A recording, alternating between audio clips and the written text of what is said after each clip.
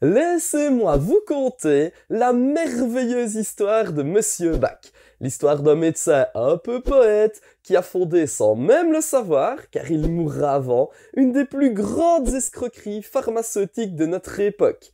Des millions d'euros de bénéfices et tout autant de pigeons qui se sont fait avoir. Tu t'es toujours demandé ce qu'étaient les fleurs de Bach et si ça fonctionne vraiment. Pourquoi en utiliser sur nos chiens ? Aujourd'hui, grand dossier spécial sur les fleurs de Bach et leurs effets. À la fin de cette vidéo, tu seras un grand expert en fleurs de Bach.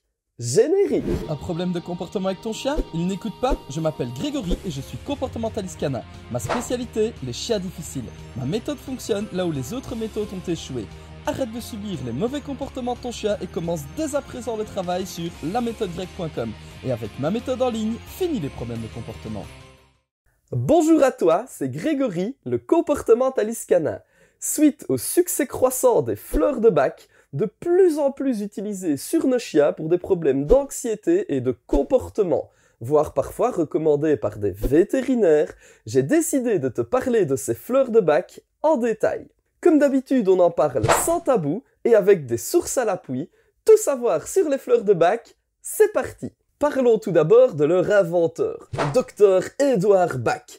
Il est né en 1886, soit 101 ans avant moi. Il obtient son diplôme de médecine en 1906 et pendant la Première Guerre mondiale, il perd connaissance et est opéré d'une tumeur. Une fois rétabli, en 1930, il plaque tous ses travaux en cours pour faire ses recherches sur les fameuses fleurs de Bach. Sa théorie à lui, c'est que toute maladie physique est la conséquence d'une attitude mentale erronée. En résumé, si tu es malade, c'est que quelque chose ne va pas dans ta tête. C'est la faute de tes émotions négatives. Il est convaincu que s'il parvenait à rééquilibrer les émotions des gens, il pourrait soigner toutes les maladies physiques. Il va classifier les émotions négatives en 7 groupes appelés nosodes. Le groupe 1 correspond aux peurs, le groupe 2 à l'incertitude et au doute, le groupe 3 est le manque d'intérêt pour le présent, le groupe 4 c'est le sentiment de solitude, le groupe 5 reprend l'hypersensibilité aux influences et aux idées, l'émotivité. Le groupe 6, le désespoir, l'abattement et la tristesse. Et enfin, le dernier groupe, le 7, le souci excessif du bien-être d'autrui et les relations difficiles. Pour rééquilibrer les émotions des gens, il va préparer des élixirs floraux à partir de pétales de fleurs qu'il va laisser macérer dans de l'eau de source, puis qu'il exposera au soleil pour, je cite, extraire la quintessence curative de la fleur. Pour stabiliser le tout, on va mettre tout ça dans de l'alcool. Comme on est en Angleterre en période d'après-guerre, ce sera un bon brandy bien sûr. Chacun des 88 élixirs, une fleur par élixir, est censé rééquilibrer une des 7 catégories que je viens de te citer. Je te mets le tableau pour que tu puisses voir tout ça. Tu trouveras également le lien dans la description si ça t'intéresse de devenir expert en fleurs de Bach et dans les 7 catégories. En gros, si je doute de l'efficacité des fleurs de Bach, par exemple, je peux prendre de l'élixir de plumbago. Et c'est là que je me rends compte à quel point je suis une bille en botanique parce que j'ignorais avant de préparer cette vidéo qu'une fleur portait ce nom. Chacun son domaine, on apprend tous les jours. Ou si j'ai des relations difficiles, avec les 100% positifs par exemple, je peux prendre de l'élixir de verveine.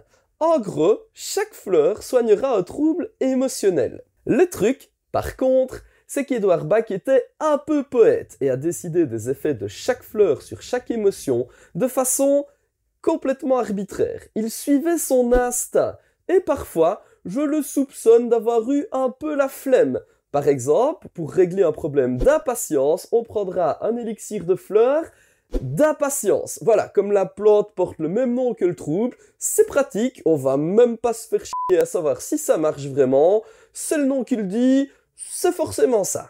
En 1936, notre cher docteur terminera son œuvre en écrivant son seul et unique livre intitulé « La guérison par les fleurs », dans lequel il expliquera sa philosophie de soin et les fonctions des 38 fleurs. Une fois le travail terminé, il le confiera à ses 2 assistants en leur demandant de le faire perdurer et d'en prendre soin. Avec comme consigne très importante, retiens bien ça car c'est important pour la suite, qu'il s'agit d'un travail fini. On ne peut ni le changer, ni le faire évoluer. Tout doit rester en l'état. Pas d'amélioration ou de changement possible, on ne rajoute ou ne supprime aucune fleur. Ce qui est bizarre, vu que la médecine ne cesse d'évoluer. Tu t'en doutes, mais à l'époque où les gens étaient fort critiques, le truc du Dr Bach a été un flop. Il a bien vendu quelques flacons par correspondance aux quelques crédules du coin, mais ça n'a pas vraiment décollé. D'autres médecins se sont penchés sur la question et ont conclu qu'il s'agissait ni plus ni moins d'un effet placebo, car aucun principe actif n'a jamais pu être prouvé. Et ironiquement, Monsieur Bach est mort dans son sommeil à l'âge de seulement 50 ans. Il n'aura jamais connu la gloire, ni vraiment la richesse. Ses 2 assistants vont continuer de s'occuper du centre Bach portant le nom de son créateur et faire vivoter un concept immuable qui peine à décoller. Ce n'est qu'en 1990, l'époque à laquelle on commence à parler des thérapies alternatives, que les dirigeants du centre Bach y voient une occasion d'aider les gens. Non, je déconne, une occasion de remettre un vieux truc de 60 ans d'âge au goût du jour pour faire de l'argent, du pèse, de la thune, du cash. Et on est dans une période où les patients en ont marre du manque d'empathie et du côté froid des médecins. Avec la promesse de se soigner soi-même avec juste des fleurs, plus besoin de médecins, le concept décolle enfin, la Fondation Bach commence à commercialiser des fleurs de Bach en pharmacie et dans les magasins. Le public est séduit par le côté se guérir soi-même. Et c'est là qu'un phénomène bien connu entre en action, l'effet placebo. Qu'est-ce que c'est que l'effet placebo? C'est lorsqu'on est malade et que l'on prend quelque chose dénué de tout principe actif, mais sans le savoir. Croyant en l'efficacité de ce qu'on prend, on remarque une amélioration réelle de la guérison. En clair, si tu te sens mal, que je te donne des pilules avec juste du sucre dedans, que je te mens en te disant que c'est un médicament miracle qui va t'aider à aller mieux et que tu me crois, eh bien tu risques vraiment d'aller mieux, même si le médicament que je t'ai donné était bidon. C'est le pouvoir de l'esprit, de l'auto-persuasion qui accélère la guérison, connu sous le nom d'effet placebo. Les scientifiques se sont alors repenchés sur la question de l'efficacité des fleurs de Bach. Pour en avoir le cœur net, plusieurs études ont été réalisées entre 2003 et 2010. Pour faire une étude, on prend 2 groupes de personnes. Un groupe qui reçoit des fleurs de Bach et un groupe qui reçoit une préparation sans aucune fleur dedans. Les participants ne savent pas s'ils ont reçu les fleurs de Bach ou le produit placebo. Si les fleurs de Bach fonctionnaient de quelque manière que ce soit, le groupe des individus qui ont reçu des fleurs de Bach devrait sentir une amélioration de leur état plus forte que le groupe des individus qui n'a reçu qu'une fausse préparation. Or, dans les 2 groupes, le pourcentage des gens qui déclarent se sentir mieux est exactement le même. Et toutes les études ont conclu au même résultat. Les fleurs de Bach n'ont aucun principe actif, que tu prennes des fleurs de Bach ou une préparation sans aucune fleur dedans, c'est exactement la même chose. La seule chose qui fera effet, c'est le pouvoir de l'effet placebo si tu y crois vraiment fort. D'ailleurs, il y a un indice dans les déclarations du Dr Bach lui-même. Il affirme que les fleurs de Bach ne sont absolument pas dangereuses, quelle que soit la dose à ingurgiter. Or, lorsqu'un médicament possède un principe actif, il a toujours un revers de médaille, ou des effets secondaires comme on les appelle communément.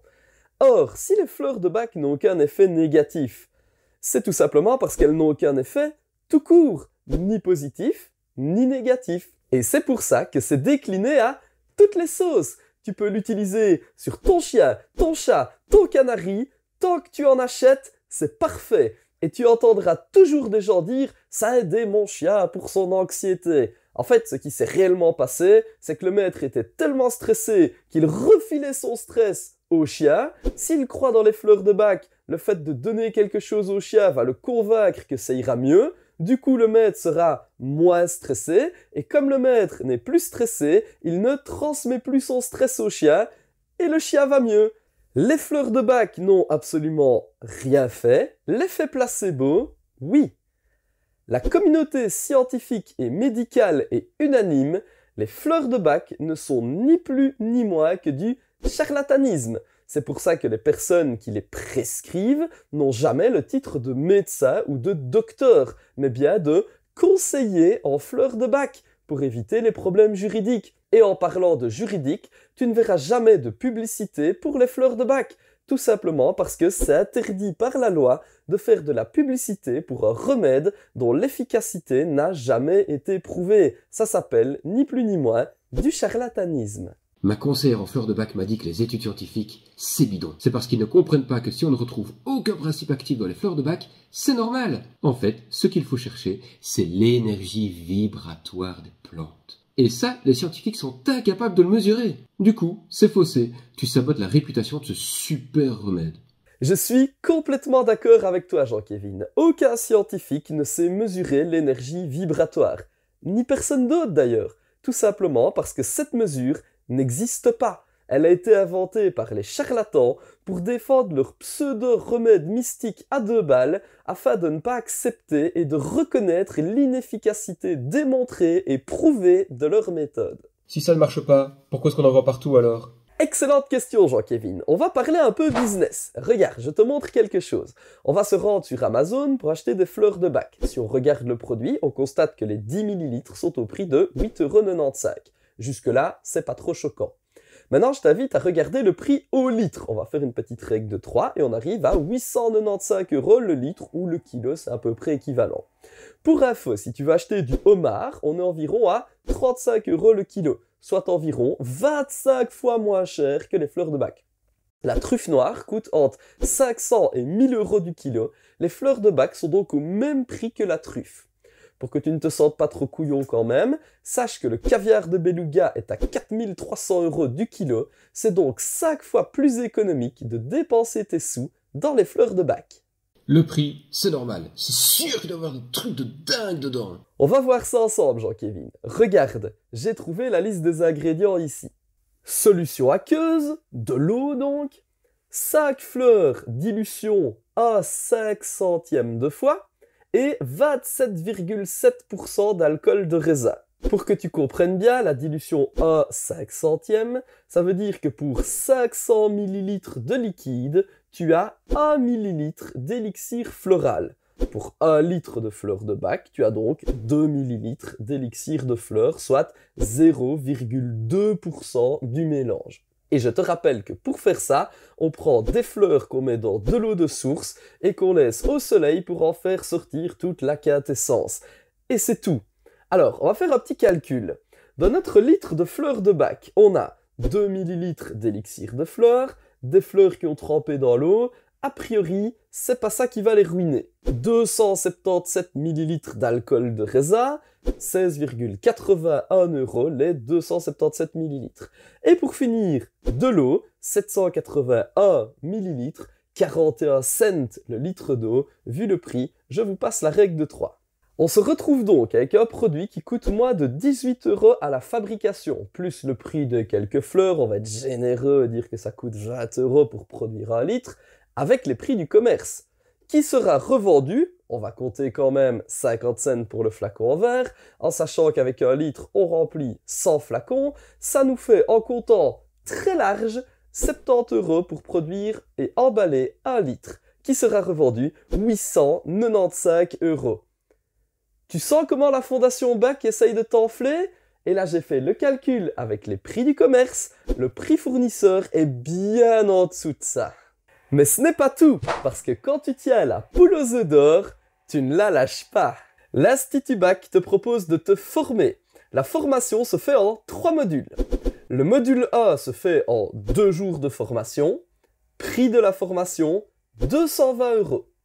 Le module 2 se fait, c'est pareil, toujours en 2 jours. Prix de la formation, toujours 220 €.